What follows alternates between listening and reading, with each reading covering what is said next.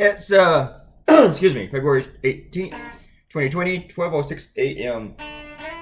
I was like, oh yeah, I gotta make a video. Had a very busy day of sitting around mostly. I got up, drew around 3 a.m. drew a cartoon, this cartoon, and then I was really tired of it, but around 10:30 I left my hotel and headed toward Union Station. I got some Bojangles fried chicken, which I'd been meaning to do the day before. It was delicious, but they gave me the wrong order. They gave me a breast and a wing instead of a thigh and a leg. I like the dark meat, people. And it was good. The biscuits were amazing. If you try Bojangles, do that.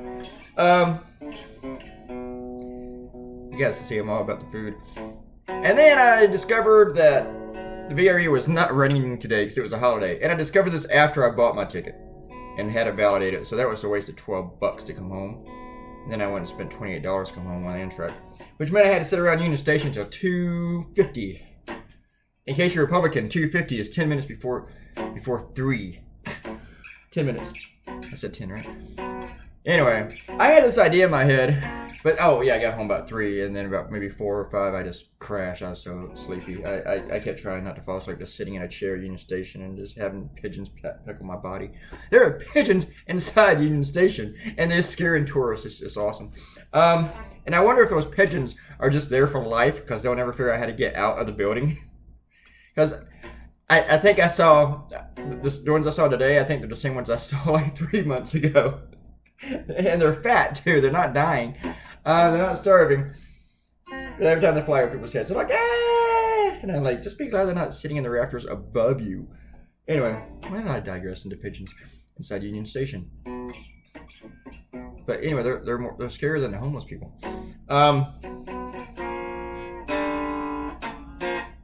And then my other fear was falling asleep and then waking up in Richmond. But I'm home. Or waking up in North Carolina. Or South Carolina. Alright. Digressing. I had this idea Saturday, and then in my head, I had the layout of it and the gist of it, but I didn't have the whole thing written. And then I was thinking about it throughout Sunday. Even at the party last night, I kept going back in my head and thinking about how I was going to do it. And every way I thought of was a lot different than the way it finally turned out. So, I mean, at first it didn't even have a member of the audience talking until this morning, or Monday morning. But I like the way it turned out, and a lot of people really dig it. It's done well. Someone predicted I would win the Pulitzer. Ha! That's what I say to that. Ha! Another cartoonist too. Ha! And another nice person wrote, who's like kind of all about cartooning, who's always been like supporting with cartooning type charities and stuff, told me it was like will be the cartoon of the month. So I was like, oh, that's cool. There was a lot of cartoons drawn this month. Well, thank you. Oh, time to do some shout outs. I'm gonna run out of time.